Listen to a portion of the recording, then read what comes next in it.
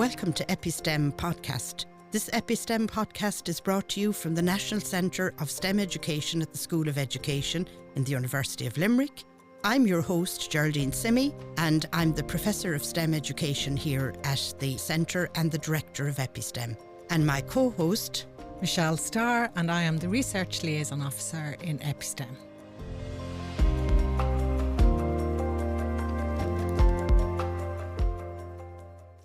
Welcome back to EpiSTEM podcast, and this afternoon we're looking forward to talking with Associate Professor Niamh O'Meara.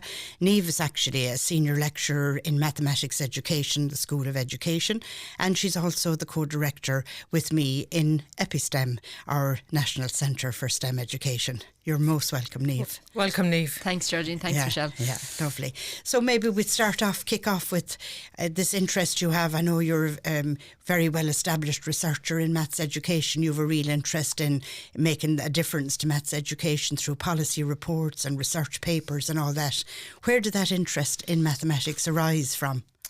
I suppose I was lucky enough to have many role models and mentors from the very beginning of primary school. I had two really supportive parents who I was lucky enough, and I suppose looking back now I realise how lucky that they were able to support me and help me if I encountered difficulties in any subject that I had at secondary or primary school. And from my own research now I realise that not every child is in that position, particularly in the area of numeracy, so I've actually come to value that even more and more now.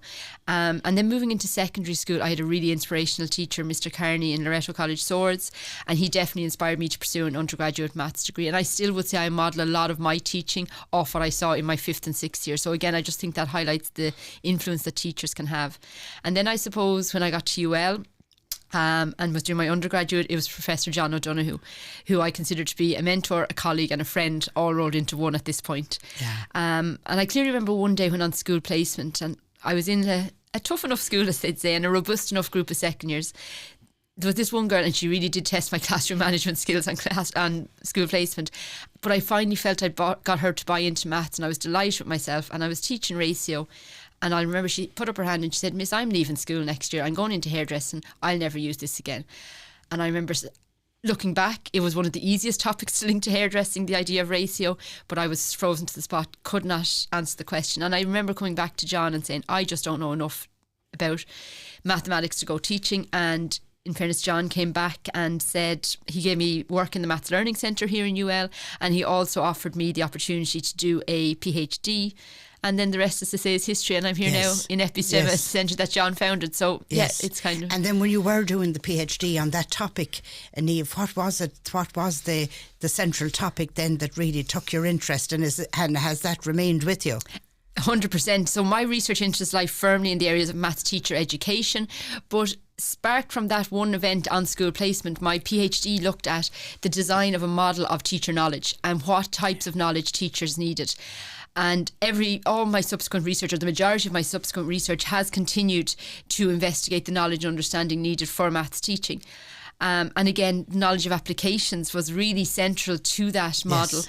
And it's also central to a lot of what I've done since, because if we don't appreciate, and if students, teachers, parents, society as a whole don't see where maths and where numeracy is used in everyday life, we're going to keep facing this difficulty of having to overcome the conception that maths is useless, it's difficult for no reason, and I'll only use it within the four walls of a classroom.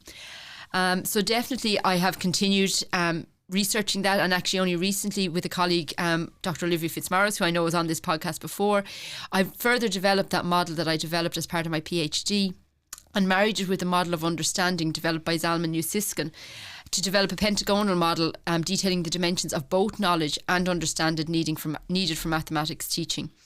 And in that paper, which is currently under review, we've demonstrated how the model could be used to teach topics such as linear equations, but also how it could be used to identify gaps in pre-service and in-service teachers' knowledge, and in the design of interventions to enhance teachers' capacity to teach maths for understanding. Yeah, we were actually talking to Olivia about that. It was a Newsiskin's model, she was calling it. Yes, is Russian, was he a Russian mathematician or something? Yes, I think she'd based been in the United States. In the United States. Yeah, so we met him at EPI in Seoul. Yeah. In 2012, and we've used his model a lot. But what we've been finding, if we only look at understanding, there's aspects of knowledge left out, and if we only look at knowledge, there's aspects of understanding, and both of them, there is a lot of similarities, a lot of overlap, but there is also distinct differences between knowledge and understanding. And teachers, I suppose, are in a unique position in that they need both, because they are both teachers of mathematics, but they're also lifelong learners of mathematics. Of course they are, And I think that's what that model might serve. Well, what we liked about it when we were chatting the last time as well, it had many dimensions and all of that, and it's about that puzzle. I suppose it's that puzzle bringing it together, but what a difference that you can make when you think of it in that kind of puzzling way. I think that's the key piece. Yeah, and I think I remember from that area as well, developing your the critical thinking, and you're talking about what I find fascinating is that you had that awareness when you were out on placement, when you were a young initial teacher in education, of your own knowledge, or as you're saying, you said you had a perception, that you didn't know enough. And it's interesting then that you took that and brought it with you in developing that during your PhD, not just your knowledge, but in developing about how you develop teachers' knowledge. When do you think that should start? Is it something that should start from us, not before you even want to go into teacher education? It's even the student down in the secondary school and in the primary school as well. Yeah, very much so. I think as early as we can start, and I think it comes back to this teaching for understanding as opposed to rote learning or didactical teaching methods. So if we look at the example of dividing fractions and why we invert and multiply, that's one of the first things that we look at. So most people coming into university, definitely a lot of people coming into secondary school would know, just flip it upside down and multiply. Yeah. But why do we do that? Why does that work? Because the reason we need to know that is because if you haven't done it in a long time, or if you're trying to do it with a couple of other operations, or if you're not fully sure of why we do it and you're just trying to learn it off, you will forget it. But if you understand it and know why you're doing it, and knowing that what you're trying to find when you divide a quarter by a half is how many halves are in a quarter. If you can understand that, then the process makes a lot more sense. Then you remember, and then you're much better equipped to use that knowledge in different contexts. When you learn off something and then a different context appears, so a different real life application or a different setting where you need to use whatever mathematical knowledge it is, it becomes much more difficult if you've learnt it off to remember how exactly do I do that, or am I adding numerators and adding denominators, or am I multiplying? And that's where we see teachers, students getting confused, and that's where the misconceptions lie, the errors are made.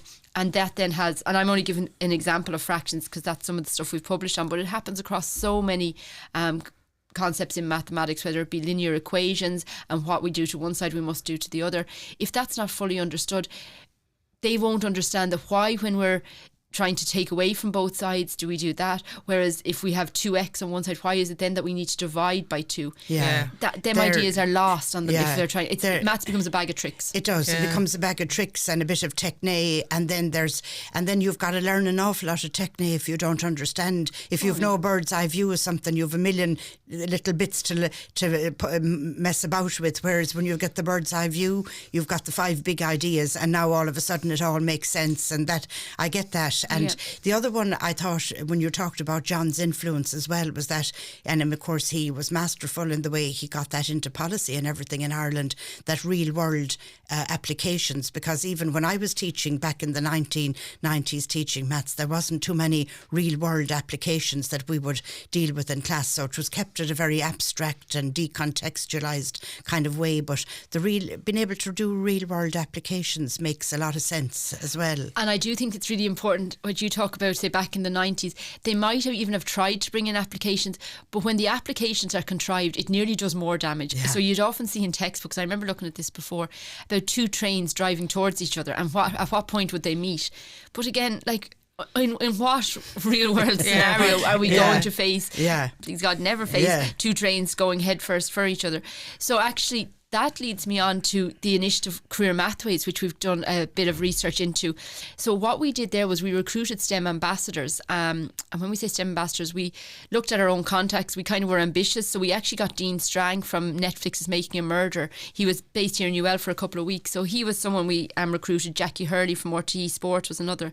And we asked them, where do they use maths in their careers? And all of them a lot of them, I won't say all of them, when we approached them initially, were like, I don't know, do I use that much maths? We had a farmer particularly based in Kerry, and he was like, God, I don't think I use maths. And when we interviewed him and when we actually got him to think about it, his was one of the richest videos that we came out with, the amount of maths that he uses on a day-to-day basis. And what we did from there was we developed for each of our 13 STEM ambassadors I think we had in the end, we developed 3 lesson plans, a suite of teaching and learning resources, a student workbook to go with it, and we rolled it out across 13 or 14 schools. And what we found really, really interesting was the impact that it had on both teachers and students' appreciation of what we call the utility value or the usefulness of maths. And what I found, one of the things I was happiest about with that project was one teacher in a school came back and said, you know, it was actually the weaker students, the less able students in the class that really benefited from this project. They might not go on to higher level maths, and I'm not saying, I don't have any expectation that every student they don't have to. No. But it put a human face on it as well. And they realised that even if it's just addition, even if it's simple multiplication, if it's working out the area of a plot of land, that they may need this in their career. Yeah, and then you had such a great rich variety of careers as well, and then you had men and women, and you had really, from what I see of it, you're really conscious to bring in a lovely mix. So you did some research on that, and what was the main finding from that research from that study? Well, the main finding would have been that the change in appreciation, so we did pre and post surveys with students, and we did pre and post focus groups with teachers, and it was that appreciation of mathematics that was that was where the real change happened. There was also a change, albeit not significant, in their attitudes and their positive disposition towards maths after completing the study. And what we also found in the second phase of the study, we asked them to design their own video of someone in the community, and the school that actually won it was a school in Donegal. The video that they produced, the person that they interviewed, we actually would have loved to have done a professional interview with them, because the maths that they spoke about and the maths that the students extracted from it and the posters that they designed were fantastic. And they really just went out, and every school did a great job. They were just a winning school, but the posters that were produced, the videos that were produced, they're lovely, and again, they, a bit like what we had intended, they went such a diverse range of careers. Have we any of those on our website now, or is there preparation to put them on some of there the is website? preparation to put them on the website, and there's definitely some images of it. Maybe later in the summer or something, for people to be able to access good quality like that. Yeah, because they're fantastic resources to have, and I'm sure you use that then as in your part of your teacher education classes here. Yeah, we'd always be using like I remember Dean Strang again, that show would have been Making a Murder, would have been well known at the time, and he did say that he felt his own mathematical deficiencies, I think was how he coined them, actually he felt guilty nearly over the Stephen Avery case, and he felt that he was nearly hoodwinked by the prosecution about there was some statistical flaws in their argument. Wow. And he did feel, and he said, I remember him saying, like, it could be a matter of a lengthy sentence or kind of walking free. And I remember another really hard-hitting comment was a vet that said, or veterinary nurse, she said, mathematics is so important because it can determine if I can save an animal or not, and that animal might be some old person's companion or some young person's best friend. Oh yes. So it was just, I think some of them and I suppose we created posters out of them, and they'll definitely be available on the website soon with some of them quotes that just hang around the school, even just to show that maths does play a vital role. Huge. And I think into the future, with artificial intelligence and data being more important in people's lives, people are going to have to get proficient with statistics and probability 100%. And to be able to critique and see what, the stories they're being told, and populism, and we're going to need people with proficiency to be able to recognise, is that source a right source, and what's it saying, and is it just somebody cobbling something together, saying everybody uses this washing up liquid, but you've only asked 2 people. Yes. That kind of thing. I suppose maths has been unfortunate in that it has come from a history of where it was maybe taught in a very, I'm talking about now going back 2 or 3 generations ago, by these, like professor type men image, and that they were trying to teach a class and they couldn't, and it's just been built on that bad image. Or what do you think? I agree, and I think maths teachers now are doing such a fantastic job in very challenging circumstances, particularly with initiatives such as the bonus points coming in, that has really made, especially the higher level maths classroom, a very different place than it was maybe 10 years ago. So I do think teachers are doing a fantastic job, but there is a legacy kind of issue there, and I think one of my bugbears is the amount of times you'll hear parents and radio presenters in particular, newspapers, have this negative attitude, I was never any good at maths. But you see, it is that intergenerational negative, and it comes from, there's a history to it, you know, so we can't forget that, and I suppose it's just deeply ingrained. It is, and we need to find ways to break that now. Exactly. Yeah, you've done some studies on that with some other people, haven't you? You've done you're compiling a report. Are you on that at the moment? On the bonus points initiative, yes, we have done research into the bonus points initiative, and again, it is something that I feel. So the bonus points initiative was introduced in 2012 for a 4-year trial period. It's never been formally evaluated, and I suppose that is something that one aspect of the work that I like, that we get the opportunity to investigate policies such as this. And we have, there's been a 130% increase in the number of students opting for higher level mathematics. Wow. 130? 130%, yeah. So that's serious. In about 10 years, is it, or 5 years? Between 2012 and 2024, so 12 years. 12 years. Yeah, there's been a 130% increase in the number of students doing it. But that's obviously had unintended consequences too. But that's because of these new bonus points as well. Well, our research them. indicates that, because it was difficult because it came in the same time as a new curriculum. So Project Maths and bonus points came in simultaneously. So to see, was it Project Maths? Was that the golden bullet that was going to bring people into higher level maths and the focus on problem solving and so on? But our research has shown in no uncertain terms that Project Maths wasn't the driver. It's the bonus points. The 25 points are the carrot. And I think the crux of the issue, and I've said this on numerous different platforms, I don't necessarily disagree with bonus points. I do think maths requires effort, sometimes additional effort to other subjects. It requires a lot of time and a lot of independent study time. But the 25 flat points for whether you get 100% in higher level maths or 41% in higher level maths, that 25 points is making those that are on the border cling on, because now if you get a 40% in your higher level paper, you're getting about 20, I can't remember exactly, but about 20 points more than an ordinary level one. For them to cling on? Yeah. No, I don't know. I'm just asking you as in that profession. It puts them under huge, when well-being is at the centre of what we want, it puts them under huge pressure, huge stress. That's for the weaker students who are clinging on. The higher achieving students, the really strong students, who all our PISA and TIM scores show we need to be challenging them more. They're suffering. Teachers are telling us, I cannot focus on the high achieving students because I have such a spread of ability kind of in the middle range and the lower range. So their pace of the lessons has slowed down. Teachers have said they've actually started omitting content because they just can't keep up when the pace has slowed down so much. So they're stressed. Wow. So the whole thing, the classroom, instead of being an appreciation and a joy of learning and learning for understanding, could then become too highly an anxious place. And of course the students, I suppose, maybe with technology, maybe for a whole pile of reasons we're not even taking into account. Maybe the student nowadays is looking, because they kind of they want their lectures given to them and they want everything given, and things that they're maybe that resilience of sitting down, doing the persistence, learning the foundational skills is not, I'm not saying it's not as strong as it was, maybe it's just not as strong as it was. And yet when we say it was, there was less people getting an opportunity to do higher level maths as well, so it's hard to say.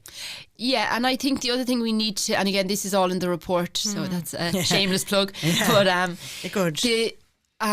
We have to consider the grade inflation that's taking place too, and there's no question, particularly since COVID, that grade inflation is an issue. And I suppose then students are saying, I might as well throw my hat in at a higher level, but they're doing it for the wrong reasons. It's not for a love of the subject. It's not, like we gave them a list of 19 reasons. 3 of them were in relation to self-efficacy, so how they feel about their own ability. A number of them were in relation to, I want to do high level maths because it'll be good for me, I'll learn a lot from it, it'll help me in all walks of life. They've selected, very few of them selected that, but 89% selected, I want to do higher level maths because of bonus points. Yeah, and Niamh, can I just ask a quick question? Now, I don't put you, because I don't know that report because it's not but is there a gender difference, or was that looked into? We did in that study that we looked at so the report reports on students' perspectives, teachers' perspectives, and then this the SEC data.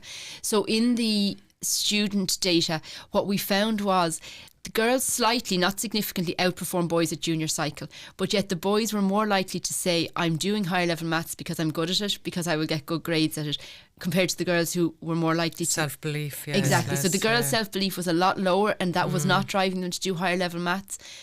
But the boy, albeit that the girls outperformed the boys still had higher levels of self-belief, and they were more likely to select the self-efficacy reasons. Yeah, I'd been saying that to you, like that I'd read Jo Bowler just by coming upon her by happen chance, because I was teaching higher level maths some years back and found that the girls were running up to me finding it too hard, and a lot of them were a lot better than the boys in the class, but the self-efficacy piece wasn't there. Tell me, if we were to look at, let's say, describe your specialism in research and your niche, what is the paper like you're most proud of, the one you really enjoy doing? What's the paper that stands out for you as being a paper that you say, this is my big research specialism? Well, I think, and that's something that's been kind of on my mind a lot lately. What do I want to be known for? And I think that paper that's under review, so it's just a pity I can't talk too much more about it until it gets accepted, if it gets accepted. But that paper with that model of teacher knowledge and understanding, that will be what I want to be known for if it gets published. Yeah, that deep interest in all the packages of knowledge. Which is interesting. It started back when you were just a student. That's it, and that's never kind of left my side, essentially. Yeah. But I will also say, in terms of what I have published, the study into the time allocated to maths, I think that really highlighted some inequities in our school system. It's probably the report and the study that I get contacted about most from teachers, from principals. A lot of times it's teachers looking to argue that we don't want maths reduced, the number of maths hours. And obviously when there's so many other, and I'm not, well I am, I kind of, maths is my speciality, so I do argue for that subject, but I do appreciate that, likes of well-being, we do have to look at the more rounded education of students. But when the course content isn't changing, and when CBAs are being added in and then well-being is being put in, which I agree with, but something has to give, because we found years ago that there wasn't enough time being allocated to maths at second level. So is the maths, what you're saying is that the time for maths is actually fracturing a bit because of all this adding in of all these other bits? Yeah. And it was already at a breaking point. But the other thing, and I think this was the point that I found not most interesting, but I was glad that we could kind of shine a light on it, was the inequity in time. So in 6th year in some schools, the time ranged from 190 minutes in some schools to 280 minutes per week. Now, if you think of that over the course of a 33-week school year, and then over a 2-year senior cycle programme, them numbers add up very quickly, and that difference becomes bigger and bigger and bigger. Yeah. Again, it all comes down to principals or deputy principals, and I suppose it's their own values, their own beliefs. And is there a social class difference now in that? Would you know that time allocation? Mm. I'd have to look back on that report. I don't think there was. I don't think there was any significant difference there. Now, I would. And then I wonder, outside of school, is there, like, if you look at all the areas that would be getting grinds, I'd imagine that maths would be something like, with that let's say the competitive space that we're in, and parents wanting their children to access college and access a professional life and all that. High stakes exams at Leaving Cert usually end up having that kind of a lot of grind culture and stuff. And we do have that, don't we? Well, that's actually a current project, so I wasn't going to chat about it here, but it's again a paper under review. What we found was we interviewed, I'm going to say 600 and something first year students at third level to ask them about their experience of grinds at second level. 51% reported taking grinds in maths, 13% in Irish and 7% in English. Now, we asked them about every subject, what subjects, but we actually only looked, because they're the 3 core subjects at Leaving Cert, we said we were better focusing on them 3, because at least we knew everyone probably that was responding to the survey did them. But when we considered all subjects, Irish was still second on the list, but still there was 4 times more people taking maths grinds. And again, I think that stems, and that's where our project evolved from, was the bonus points and that different profile of student. Yes. And it creates inequality as well. 100%. It's a social inequality. And what we found was people who came from a family that earned more than 100,000, they were significantly more likely to avail of grinds. Girls were significantly more likely to avail of grinds. And close to 50% of students in private schools, which amazed me, availed of grinds. So they were actually double paying for maths education. And they probably had half the number of students in the class as well as all those other comforts. Tell me, is there any other research paper there on your list that you'd like to talk to? Because you're a very strong publisher in terms of maths education. Before I move on, I have one other paper to discuss, but just in terms of that time allocation as well, and talking about grinds, there's very few other subjects, if any, where teachers feel compelled to give additional classes. And we found that in the time study that about 50% of teachers were giving up an hour or 2 hours outside of school with their own students. And I remember my own experience from school was our teacher brought us in on a Thursday morning or a Thursday afternoon for an additional hour to finish the course. Now, again, there's a lot of reasons behind that, and mocks, I think, and a lot of things have to be looked at. But so I suppose just in terms of an international study that I've been involved in that's had a far-reaching impact is the Erasmus project that developed a common European numeracy framework. So it kind of highlighted what numeracy was, the broadness of it, the intricate and multifaceted nature of it. And that's sometimes lost. Sometimes people think numeracy is basic math skills, but it's so much more than that. And that framework underpins a lot of what is in the current literacy, numeracy and digital literacy strategy that was developed last year. And it's also used by numerous EU agencies and NALA, which is Ireland's National Adult Literacy Agency. That's one project that I am also delighted to have been involved in. I'm glad to hear you're talking about numeracy across the curriculum, because you are recognised in the School of Education and in UL, and I'm sure nationally and internationally as being very strong on that whole area of that numeracy. And we had great support from our adjunct Professor Merlin Goose. She was here with us last Tuesday. You organised a math education research conference with all the researchers in Ireland, mathematics educators, to gather for a networking event, and Merlin has done a huge amount of work on that. Do you want to talk about that conference to us? It was a fantastic conference, and it was we were so appreciative of the support from EPISTEM, from the School of Education here in UL. And I suppose the title of the conference was The Future Direction of Maths Education in Ireland. And what Olivia and I and Geraldine, yourself and Helen, when we were pulling it together, what we really hoped is that it would help us to identify areas for future research in the field of maths education in Ireland. And as you said, a networking, a collaborating event. And Professor Merlin Goose, who is the chairperson of the International Congress on Mathematical Instruction, was our keynote and spoke about many of the issues facing maths education globally. And we also had 6 academics from 5 other HEIs speaking specifically to issues they believe face maths education in Ireland at each of the 3 levels, so primary, secondary and tertiary. It was great to see over 45 delegates there from a range of HEIs, different schools.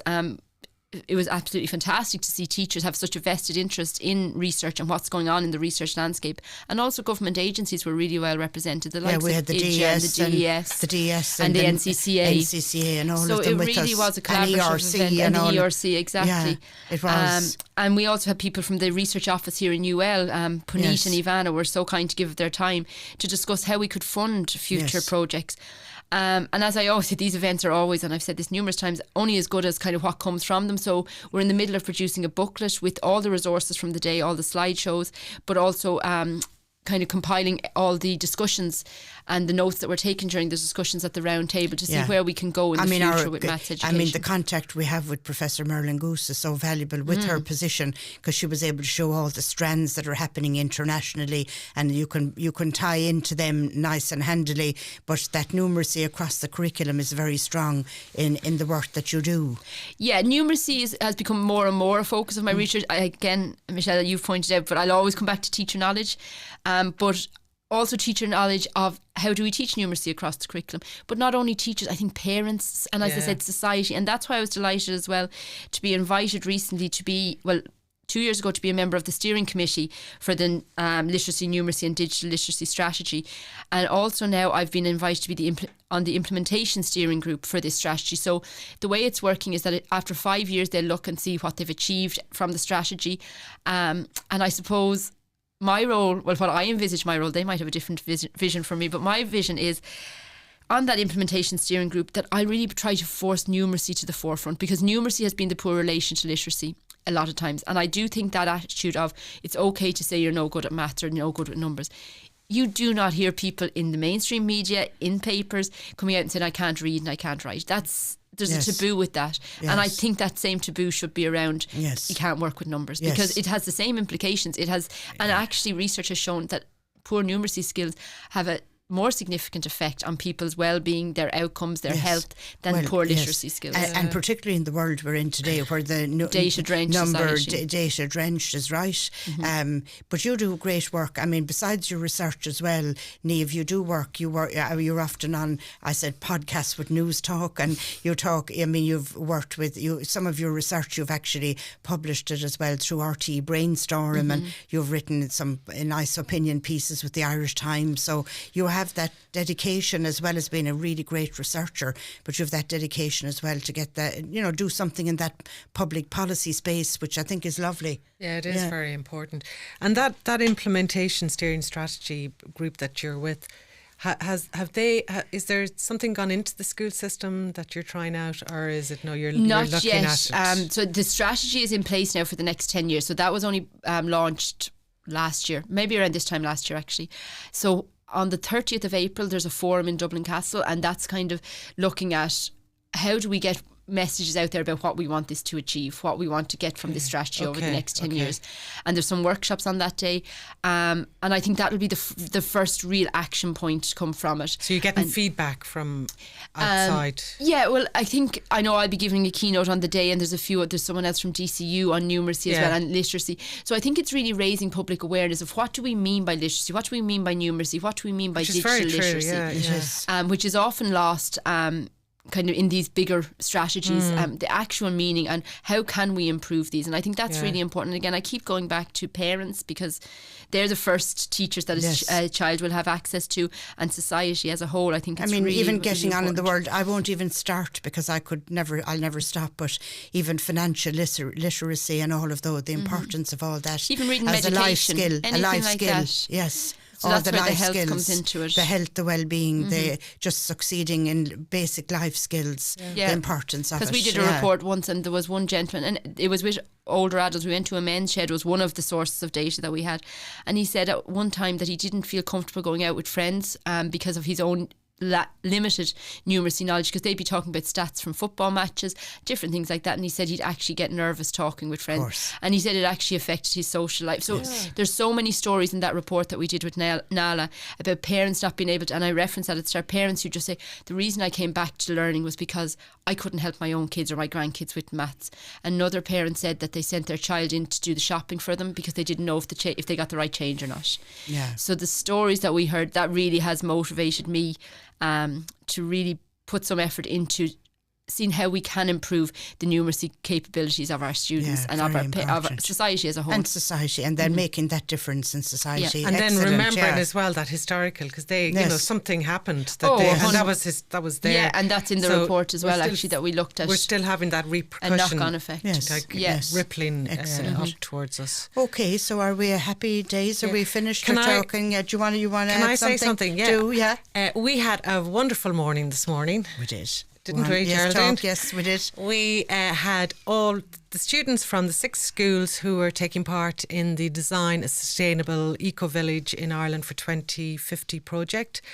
We had Castletroy College, Crescent College, Thomond College, St Munchins, Nanonagle and Coláiste Ciarán in Croom. Yeah. And all their teachers. Yeah, and their teachers. And we had our great sponsors. Yeah. We had the ESB, we had Sarasep, we had Boston Scientific, and the other one is Analog, another one, fantastic and Eli sponsors. Lilly were with us as well. And Eli Lilly, yes, of course. And I suppose the most important bit for us is that with so many faculty were judges, including yourself there, Niamh, with such judges from our own faculty. But what really made it, I think, for the students and their teachers was the number of people that showed up and engaged in the conversation. So the students were able to present their ideas, and they had a lovely dialogue going on, and that was so. And Councillor Pádraig Reel came in deputised for Mayor Moran from Limerick City. Lovely. And the standard was amazing, wasn't it? It was fantastic. It really was. It was inspiring to see the work and that the students had done. Like it's a triumph. What you say, triumph women. It's not triumvirate, it's triumph. Anyway, it's a three-way partnership between EpiSTEM, the Hunt Museum and the Limerick Education Support Centre, and we're so delighted to know that the posters and all of the artefacts now are going out to the Hunt Museum next Tuesday for people to look at them in the public space. So Niamh, are you happy with, is there anything else we've left out? No, I just want to say thanks for the opportunity. It's been fantastic. I suppose the whole podcast initiative that you've undertaken is brilliant, and it was a lovely opportunity to look back and see kind of the path I took to get here. So thank you for that. And thank you. So nice to hear it, and thank you so much, because we do all work together, but we don't get to chat like this. We don't get a chance. That's it. So that was Associate Professor Niamh O'Meara with us today, and a very, very interesting talk about her research there in mathematics education. So for our music today, we'll finish off with Tara Sage. Tara is a final year student in the BA in World Music, and she's a composer. So she's actually going to play a classical waltz for us now that she composed herself. Tara is playing this on flute, and it's called Afternoon Tea.